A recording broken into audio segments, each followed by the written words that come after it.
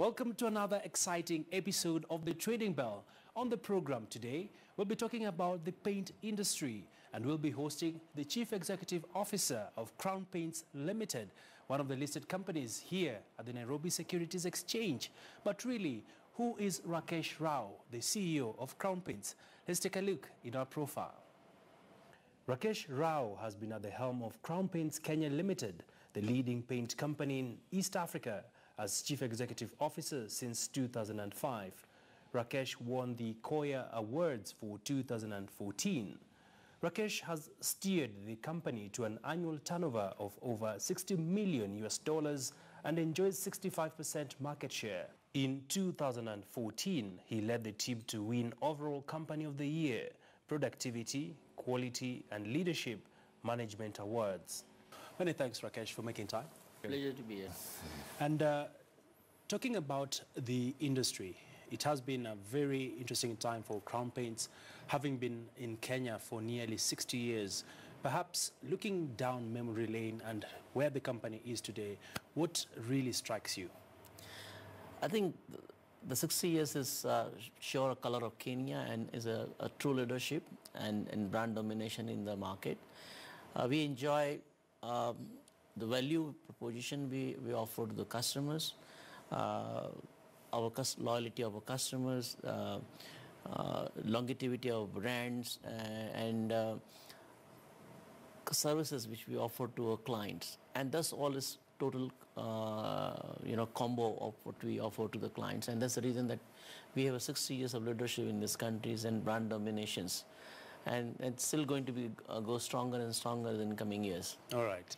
I know someone who is 60 years today, looking back in the hands of time, you realize that the paint industry has been evolving from the technology that is being used in the factories to tapping into new markets. What has been the story behind Crown Paints, when especially it comes to the growth story for your company? I think any country when the construction has been booming and the growth is there, I think paint industry always get an advantage. And paint is an industry which most of the worldwide is always in growing market because housing demand is going to be continue in any country, particular African market where the supply and demand is quite huge and there's a lot of demand is there for the constructions and for the housing. Is going to be a continuous requirement for the paint in this market. As far as the technology is concerned, what we've been trying to do, we've been trying to upgrading our products. We keep on offering a new package, new products portfolio to clients, and longer services. For example, we have certain products like silicone, which normal people used to paint house exceeding 3 to 4 years and 5 years. Now we've been offering a service up to 10 to 15 years. So we keep on coming with a new product and giving a value addition to our clients so they can reduce the cost of the maintenance and can just spend the money somewhere else. Right. So we continuously been focused on research and development capacity. We keep on shopping ourselves in the world market wherever is possible, and we look for a new technology, new products, and bring a lot of international partner with us to serve the customers of Kenya and East Africa. All right. And Rakesh, looking at the industry, we've also had stiff competition coming in from new players in the industry and also existing players that have been there since time. Yes. Perhaps talk to us about the landscape when it comes to the market share. How has it been evolving? Have you been growing in the market? And are there specific measures you'll be taking now that you've marked 60 years in service that will be defining your next chapter of growth? No, we have been continuous growing. I think we are able to dominate. That's why I'm saying market dominance for last 60 years. That's why we call ourselves brand leader in the market. We have like market share more than 60% in the premium sectors it's been always been we keep on doing various market research, and all agencies have confirmed that our market share in retail is more than 60%.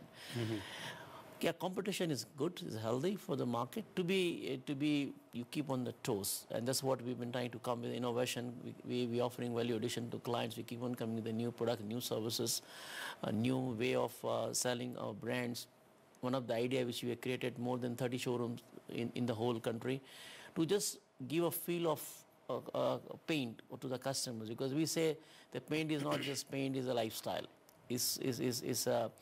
you can it's a fashion now become a fashion design products. We have making so many fashion design product for our customers. So we have to keep on upgrading ourselves with so many new decorative finishes, metallic finishes, texture finishes, stone finishes to beautify your homes and beautify the interior of the house. So, I mean, that's what we have a competitive edge compared to our competitors, that we have continuously been inventing and bringing new products to market needs. Plus, we have the professionalism that Crown has, and the most important that I'm proud of my employee. We have a very long-lasting employee which company working for the organizations, and that's make the brand outstanding in the markets. We have a strong processes, we have strong suppliers, we have strong quality assurance, we have professionalism, we follow the best Kaizen practices in the countries. Yes, the Kaizen model. Quality assurance. So I mean, those are the basic professionalism which we have, professional practices which we have implementing in the organizations, they make brand outstanding. And right. We deal with customers and our other competitors deal with customers. There's a difference, the way we deal, the way our professional, the way our IT system. We are the people who spend more than $3 million in IT infrastructures. We are the companies have an online everyday tasks across the region. So we keep on investing in focusing customers, giving the better products, value for money, and value, and focus on value chain. All right. And Rakesh, you've been in the industry for quite some time, and talk to us about actually paint for us a picture of opportunities you see not only in Kenya but across the borders, and how soon are you likely to tap into this?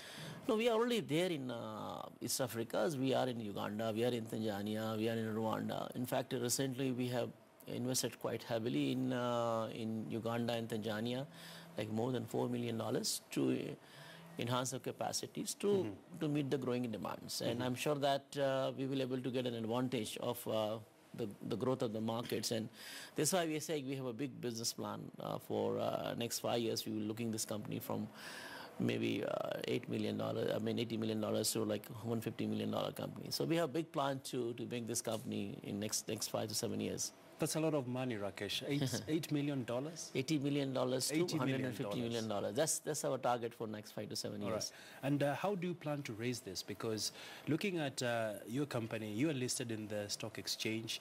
As much as being listed, one of the biggest benefits that come when a company has listed is you can raise capital from the markets. Are you foreseeing you perhaps considering to raise capital from these platforms?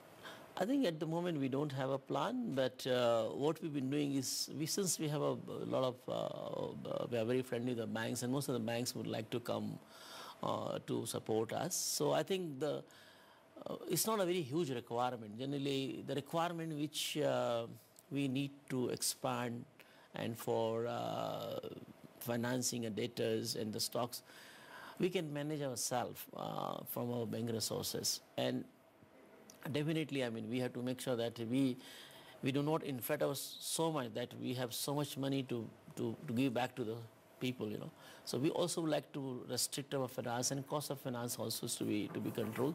So far, I think what a requirement has comes, we are able to manage with the banks. Yeah. All right. Quite a solid balance sheet you must have there. Yeah. Yes. Yeah. And Rakesh, let's talk about some of the challenges you're facing in the industry, from issues to do with taxation, pricing, and of course the big question around fake products in the market. Yeah, I think challenge in every industry will have because this market has still been working on imposing a lot of governance issues on implementing the best practices. Yeah, we have a issue on counterfeit, but I think we have tackled very, very smartly. We have come with a new system now. We've been putting a special, card, a scratch card in our tins. So whenever any painters is getting a tins, he can able to scratch the cards and call our call centers and then register this tin is genuine. And he will also get some benefit to register himself at call center. So I think all the major products have a certain scratch card to confirm the genuinity of the products. So I think this technology has changed a lot, and people start like believing in our products, and people understand that yes, Crown, if you have buying a genuine product of Crown, there should be some scratch card in that. Plus, we also have improved a lot on the packagings. We have seal-proof packaging. We're bringing more and more on plastic container, where it's difficult customers to break and again fit it again. So I think there's a lot of, we're coming in 2 or 3 cell proof packaging.